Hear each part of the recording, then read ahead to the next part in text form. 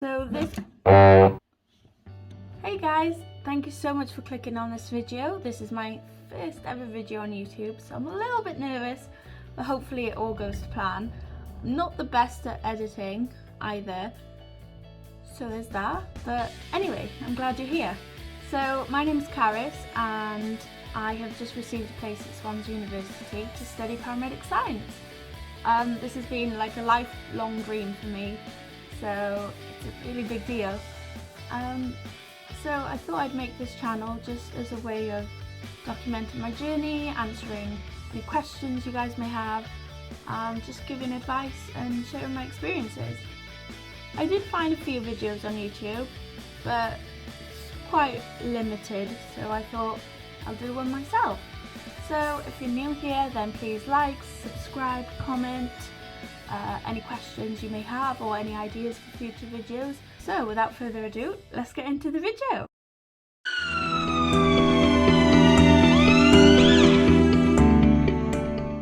Okay, so tip number 1 is go to university open days. Honestly, they're really good days out and you get to learn a lot about the universities and it can help you narrow down your choices quite a lot. I believe you can book them online. I mean, I know the pandemic has made things a bit more tricky, but you can still experience it in person, and a lot of the universities do online tours as well. So definitely check them out. Tip number 2 is familiarise yourself with the Ucas process. This includes making an account and reading over what a personal statement is, and I think it's important to know that personal statements do have a limit. I believe it's 4,000 characters, 47 lines, which is about 500 words, it's just a page. So make sure you're aware of everything that's expected when you write your personal statement. Tip number 3 is following on from tip number 2, where you need to familiarise yourself with the university and know what facilities and resources are available to you as a student. You need to make sure you know the commitment you'll be making, what placement is like, what the studying is going to be like, what modules you'll be doing, the accommodation types, everything like that. It's best to research everything in advance. Tip number 4 is to do your research. Again, it's similar to doing the research for university, but this time it's something more to do with paramedics. If you're not already a member, it's great to sign up to the College of Paramedics. You get access to free CPD sessions, which again, it would look good on your personal statement. You should also think of applying to do volunteering if you haven't already. I personally am a member of St. John and have been for almost a year now, and it's great to experience a different kind of volunteering.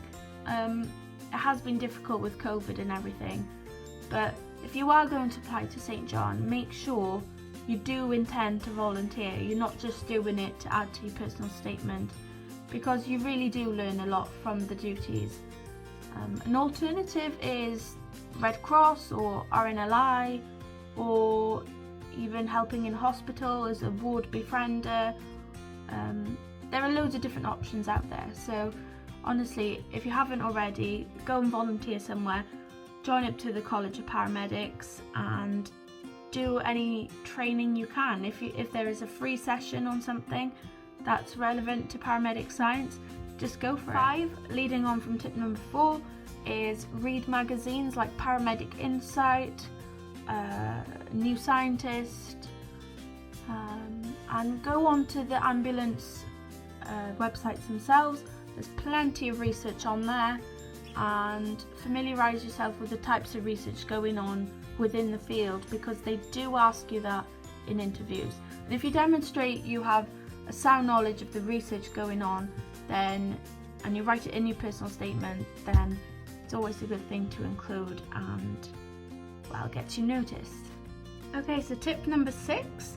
This is more now to do with the personal statement itself rather than experiences to write the personal statement. So my first tip on the actual personal statement itself is know why. Now it sounds pretty basic, but you need to know why you are applying to do paramedics, because I think everyone automatically says to save lives, but you need to think deeper than that. You need to think beyond that point. You know, you're there to help families and save lives, but you're there to help the community and work with a diverse team, and you know, there is a variety of things that you need to include. I'll go over it in more detail later, but you need to know why. Number 7, I believe. I hope. If I've missed one, I do apologise. But tip number 7 is similar to what I mentioned earlier about going to open days and researching the university. You ought to include something about the university in your personal statement that demonstrates you know about it. This could include modules or facilities or the expertise of the staff, just showing that you know something about the university. Tip number 8, list skills that you believe are essential to becoming a paramedic in your personal statement, and elaborate on how, why you have them, and demonstrate how you can develop them or how you have developed them over the past few years or in the job you have, etc. It's important to show that you have the skills and attributes needed to become a paramedic. You can also look at the NHS core values, the 6 C's, and well, there's loads of information online, but I mean the basic skills such as communication, team working, etc. It's best to list them but demonstrate how you've developed them. I find that this shows that you've got the recognition of how you've developed yourself over the years, and that in itself is an important skill to have, because CPD, continued professional development, is an important part of being a paramedic. 9 is to list hobbies and interests and any courses you've done. It's nice to include that personal element. I mean, it's okay writing down all your skills and attributes, but at the end of the day, they want to get to know you as a person, so it's important to include those things. Tip number 10 is don't be afraid of failure. I didn't get into university first time, but instead of sulking about it, I learnt from it and decided I wasn't going to give up, and so I tried again. I mean, I did go on to do a different course, but once completed I thought, no, I'm not giving up and I'm going to try again. So that's the biggest bit of advice I think I can give you guys, is don't give up. So now I'm going to go through my personal statement. I'm not going to read it out loud just because of plagiarism, but I'll list little bits along the way that should help you with writing yours. So firstly, I got straight to the point, no hanging around, just straight in. You've got only a limited amount you can write with anyway, so just get straight in there and say why you want to be a paramedic. I wouldn't necessarily just say save lives, because everyone's going to write that, but maybe elaborate a little bit more. Wider community, working and contributing as part of a skilled and professional team. You can say about being caring, compassionate, etc. I listed some skills and past experiences, courses I have done. I've got a good academic record, enjoy both practical and theory. I've listed more skills again and how they've helped me develop and how I know they're essential to becoming a paramedic. I've mentioned continued professional development and how I know it's important. I have a strong work ethic. Fluent in spoken and written Welsh. Now, it may not apply to you if you're applying to English universities, but as I was applying to a Welsh university, I thought it was important to include that, because a lot of people then rather speak Welsh and would rather converse in Welsh with you. So I think it's important that they knew I was bilingual. I also included my hobbies. Again, they want to get to know you as a person, you know, rather than just someone who's got skills and courses under their belt. They want to get to know you. So hobbies, what I like reading, raising money for charities. I mentioned that I volunteer with St. John's. Again, don't sign up to do St. John if you don't intend to volunteer.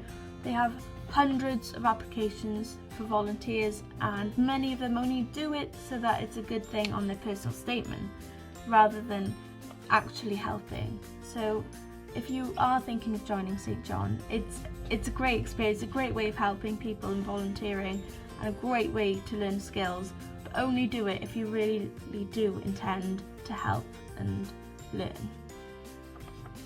Okay, and then after that, I explained how I believe that Swansea is the perfect place for me because of ... Again, do your research on the university. I researched the types of research happening at the university itself, and also included some that I found particularly interesting. I've mentioned that I attended open days, job fairs, etc., so that I have a good insight into the profession. And lastly, I explained how